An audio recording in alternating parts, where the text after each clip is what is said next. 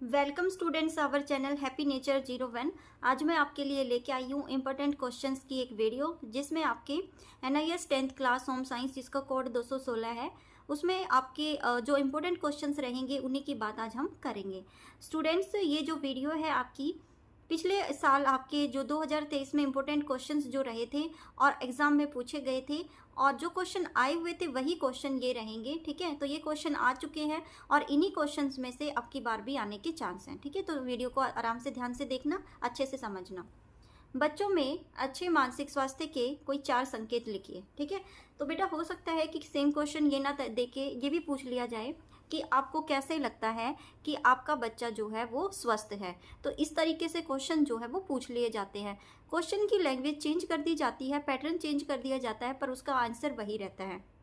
तो मानसिक स्वास्थ्य का मतलब होता है मन से। ठीक है, तो मन से अगर आप कैसे पता करोगे कि एक बच्चा जो है वो ठीक है? बार बार गुस्सा न आना। जिस बच्चे का मानसिक स्वास्थ्य ठीक होगा उसको बार बार में गुस्सा नहीं आएगा। आक्रामक व्यवहार न करना। कई बच्चे ऐसे होते हैं कि आप उसको कुछ खेलने के लिए दे दो तो वो उठा के सीधा उसको फेंक देते हैं या तोड़ देते हैं।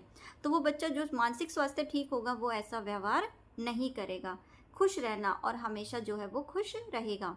खेलने में रुचि और खेलता ही रहेगा। ठीक है, और रुचि भी लेगा। अगर आप उसके साथ कोई नया गेम खेल रहे हो तो वो उसमें रुचि लेगा। ठीक है, तो ये 4 संकेत होते हैं जो पता कर लेते हैं कि बच्चे का मानसिक स्वास्थ्य जो है वो ठीक है।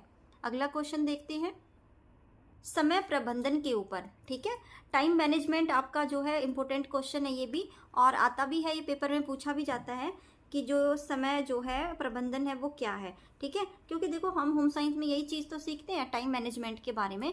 तो ये कहता है क्या, समय प्रबंधन के लाभ पर प्रकाश डाल अपने भाई को उसके अनुसरण पर विश्वास दिलवाइए। ठीक है, तो क्या कहना है आपने कि अपने भाई को बताना है कि टाइम मैनेजमेंट जो है वो बहुत ज़रूरी है और अपने भाई को इसकी महत्ता के बारे में बताना है। आप कम से कम सृजनात्मक कार्य कर सकते हैं। ठीक है, कि देखो जब आपका भाई जो है टाइम के बारे में, सृजनात्मकता मतलब क्रिएटिविटी वाले, कि आप जो है कम कार्य कर सकते हैं, थकान महसूस किए बिना कार्य कर सकते हैं। ठीक है, इसका मतलब ये क्या कहता है कि जो अगर आपने अपना समय पर, आप कहते हैं ना कि टाइम टेबल बना के चलना चाहिए, टाइम टेबल के अनुसार काम करना चाहिए, है ना, तो वो क्यों कहा जाता है?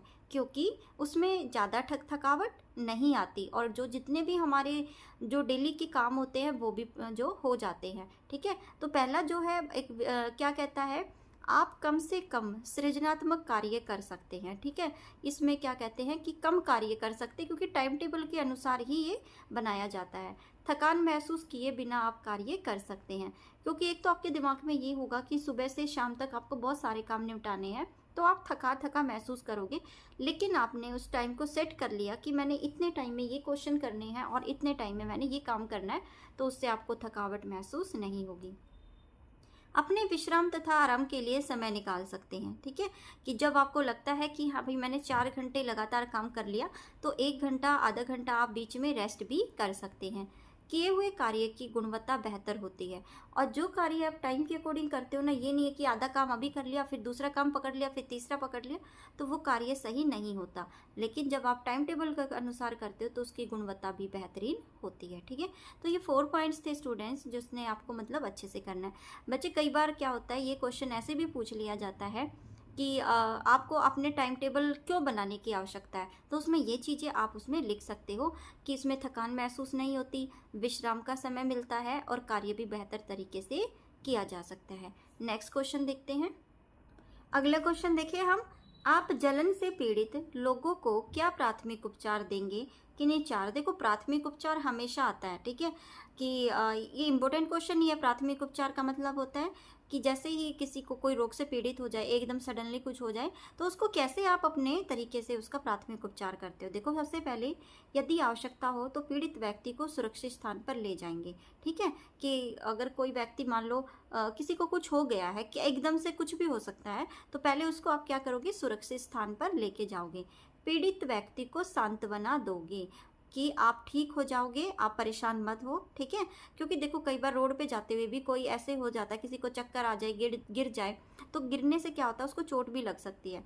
तो ऐसे किसी व्यक्ति को आप पहले तो सुरक्षित स्थान पे लेके जाओगे, क्यों? क्योंकि देखो वहाँ पे ट्रैफिक हो सकता है रोड पे, ठीक है। फिर उसको एक स्थान में बिठा के आप उसको शांत बना दोगे कि आप ठीक हो जाओगे, आप टेंशन मत लो।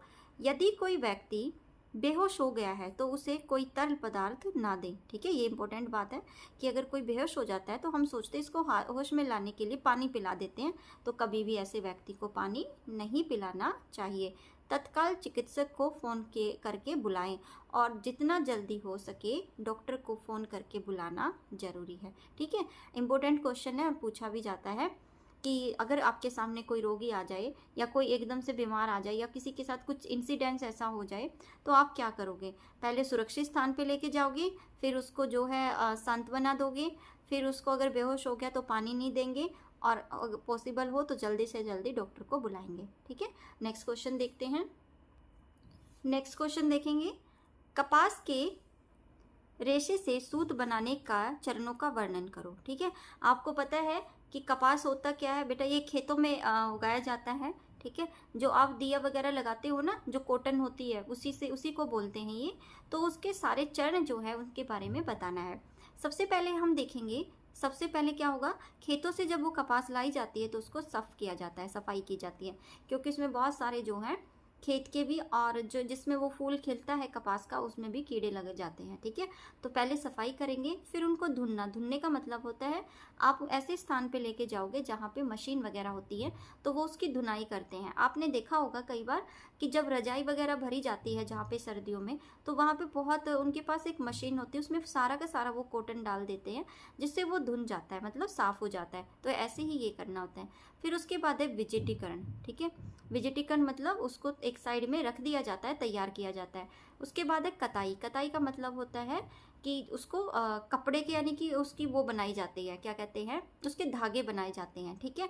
और कुंडलन के बाद, कुंडलन मतलब मशीनों में उसका कपड़ा तैयार किया जाता है। तो ये उसकी 5 स्टेप है। और ये आपका क्वेश्चन ऐसे भी पूछा जाता है कि कपास, मान लो 4 ऑप्शन उसने दे दिए और एक ऑप्शन उसने नहीं दिया, उसमें और कुछ दे दिया उसने, तो पूछा जाएगा कि इनमें से कौन सा जो ऑप्शन है वो कपास के जो है सूत बनाने के काम नहीं आता। तो ये क्वेश्चन जो है पांचों के पांचों आप अच्छे से याद करना, सफाई करना, धुनना, विजिटीकरण करना और कताई करना, ठीक है। और लास्ट में है कुंडलन, ठीक है। तो आगे क्वेश्चन और देख लेते हैं। लोगों को रोग मुक्त करने के लिए सरकार द्वारा उठाए गए किन्हीं 4 कदम, ठीक है।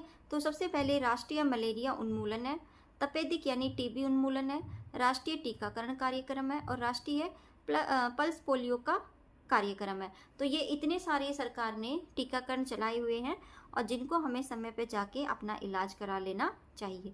सबसे पहले राष्ट्रीय मलेरिया, फिर उसके बाद है टीबी, दोबारा बता रही हूँ मैं, और राष्ट्रीय टीकाकरण, और उसके बाद है पल्स पोलियो कार्यक्रम, ठीक है।